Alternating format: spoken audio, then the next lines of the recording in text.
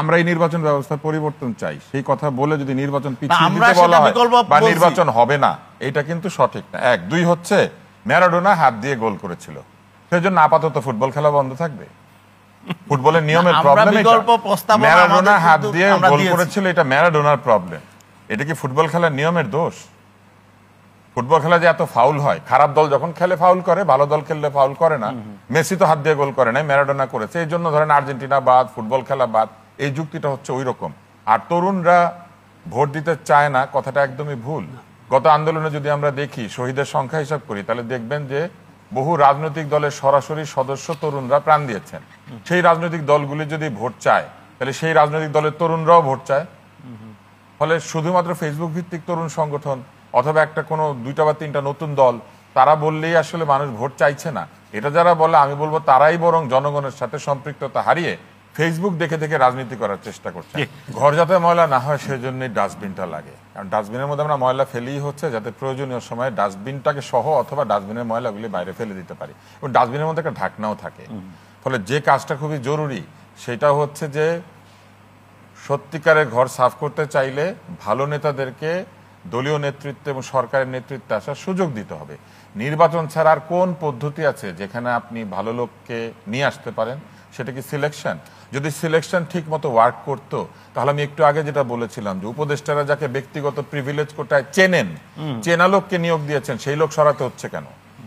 তার মানে তরুণরাও দুর্নীতির বাইরে নাই, তরুণরাও দুর্নীতি করছে না, কথাটা ঠিক না। কেন ডিসি নিয়োগের অভিযোগ উঠেছে একজন নুরানি চেহারার লোকের বিরুদ্ধে, যার কিনা বয়স পর্যন্ত অর্ধেক আমার? কেন উঠেছে? তার মানে হচ্ছে যে যদি নিয়মতান্ত্রিক পদ্ধতিতে সরকার এবং নির্বাচন না আসে একটি দেশে, তাহলে যা ঘটার সেটাই হয়। আমাদের শরীরে রোগ হয়েছে, সেই রোগ সারানোর জন্য যেটি করতে হয়, শুধু ওষুধ দিলে হয় না, শরীরকে তার নিজের রোগ প্রতিরোধ ক্ষমতা তৈরি করার জন্য বেড়ে উঠতে দিতে হয়।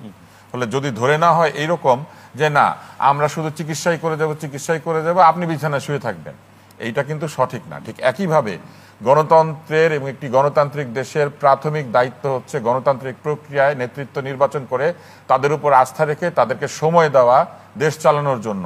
আপনি অনির্বাচিত সরকারকে রেখে দেওয়ার জন্য অনির্ধারিত সময় দিতে পারবেন, অথচ নির্বাচিত সরকার আসলে কিন্তু তার সময় নির্ধারিত 4 বছর অথবা 5 বছর, যেটা নিয়ে এখন সংস্কারের প্রস্তাব চলছে। নির্ধারিত সময়ের জন্য ভোটে যে আসবে তাকে আপনি চান না, আর অনির্ধারিত সময়ের জন্য কিছু লোককে রেখে দিয়ে আপনারা ভাবছেন বাংলাদেশ ঠিক হয়ে যাবে। এইটা হচ্ছে সবচেয়ে বড় অগণতান্ত্রিকতা।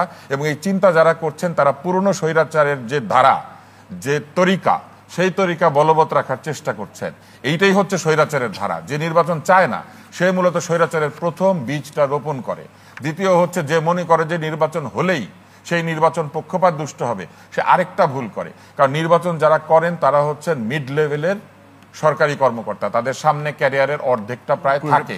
যদি সরকার তার সদিচ্ছা বজায় রাখে এবং কোনো পক্ষে না যায়, তাহলে কেউ এই ঝুঁকি নেবে না যে সে নির্বাচনের সময় কারচুপি করবে অথবা ঝামেলা করবে, অথচ তার দল যদি না যেতে, এই ঝুঁকিতে কেউ যায় না।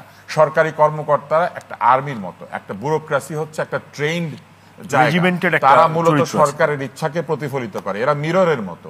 ফলে রাজনৈতিক সরকার অথবা অরাজনৈতিক সরকার যেই থাকুক, তার যদি সঠিক নির্বাচন করার সদিচ্ছা থাকে, যেটা মান্না ভাই বলেছেন, যেটা সাইফুল ভাই বলেছেন, যেটা কিবরিয়া ভাই বলেছেন, সদিচ্ছা থাকলে নির্বাচন আয়োজন করা যে সম্ভব, এটা শাহাবুদ্দিন সাহেব করে দেখিয়ে গেছেন, এটা লতিফুর রহমান সাহেব করে দেখিয়ে গিয়েছেন, এবং হাবিবুর রহমান সাহেবও করে দেখিয়ে গিয়েছেন। ফলে আমরা দেখেছি যে শাহাবুদ্দিন এবং রহমানরা মিলে বাংলাদেশে অন্তত 3টা গ্রহণযোগ্য নির্বাচন হয়েছে, এবং সেই সব নির্বাচন তো অনির্ধারিত সময় দিয়ে করতে হয় নাই। সংসদ ভেঙে দেওয়া 90 থেকে 120 দিনের মধ্যে হয়েছে, এবং প্রথম সরকারটাতে তত্ত্বাবধায়কও ছিল না।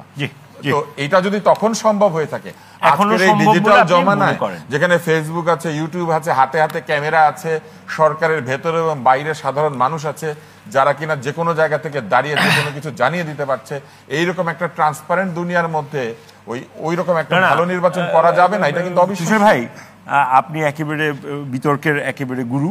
তারপরেও বলি, যেটা আপনার আতাউর রহমান ভাই বলল, ভালো নির্বাচন আপনি তো ভালো 3টা নির্বাচনের কথা বললেন। তো যেই সমস্যাগুলো আমরা 53 বছরে কম্পোজিট করলাম, এই ভালো নির্বাচনের ভেতর দিয়ে আসা সরকারই তো ওই সমস্যাগুলোর জন্ম দিয়েছে। একটি রাজনৈতিক দল, এবং রাজনৈতিক দল তার নিজের সংস্কার করে নাই। যেসব সংস্কারের কথা বলা হচ্ছে, এগুলো কোনোটাকে আমাদের রাজনৈতিক দলগুলিকে সংস্কৃত করবে না। বরং যদি একটা ভালো নির্বাচন হয় এবং সরকার যদি জানে, সেই সরকার যে 5 বছর পরে আরেকটা নির্বাচনের মধ্যে দিয়ে তাকে যে চলে যেতে হইতে পারে, তাইলেই কেবল রাজনৈতিক দল, তারপরে তো সেই সংস্কারটা আপনাকে করতে হবে। সেই সংস্কারটা রাজনৈতিক দলগুলি করবে। আপনি তো যে রাজনৈতিক দলগুলি আজকে প্রতিদ্বন্দ্বিতা করছে নির্বাচনে, তাদের মধ্যে অধিকাংশ দল কোনোদিন ক্ষমতাতেই ছিল না, ক্ষমতায় ছিল শুধুমাত্র বিএনপি। এবং 16 বছরে এই বিএনপি যে নির্যাতনের মধ্যে দিয়ে গিয়েছে, তাকে আপনি বেনিফিট অফ ডাউট দিবেন না যে তার সংস্কার হয়েছে কি হয়নি? তারা তো 31 দফা সংস্কারের প্রস্তাব দিয়েছে, সেটা নিয়ে আলোচনা করেন। এই যে উড়িয়ে দেওয়া নির্বাচনের ব্যাপারটিকে এবং বলা যে নির্বাচনের মধ্যে দিয়েই স্বৈরাচার আছে,